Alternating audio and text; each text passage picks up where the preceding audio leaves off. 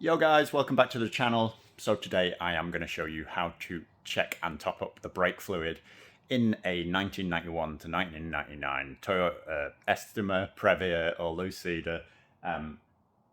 So to do that, you're going to need the bonnet up at the front. So I will show you how to do that now. On these, you want to go to the driver's side, which is always going to be the right-hand side because they only made right-hand drive ones. And basically, if you go in through the driver's door, and just below your ignition key, if you follow that down, there's a little handle here. If you just pull that, that will pop the bonnet.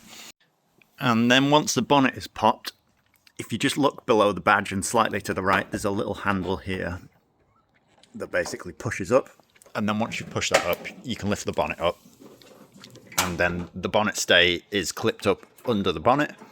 And you just pull that downwards at that holder and then put it down here, and just above the headlight is where it rests. So once the bonnet's up like this, you've got all your kind of expansion tanks for everything laid across the front. The engine is obviously under the front seats.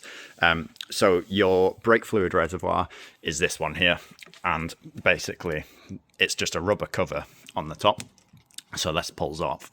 This actually needs a brake fluid change, so ignore how brown it looks. But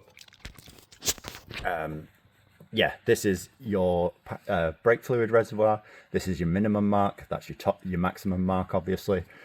So if you top it up through here with .4 brake fluid until it hits the top mark, and yeah, that is all you need to do.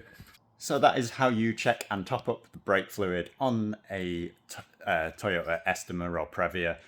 I will stick a link to the correct brake fluid in the description down below if you want to use the link to buy it so you don't have to scroll around trying to find it. And if the video has helped you, make sure you leave a like and subscribe to the channel. I'll catch you in the next one. Peace out.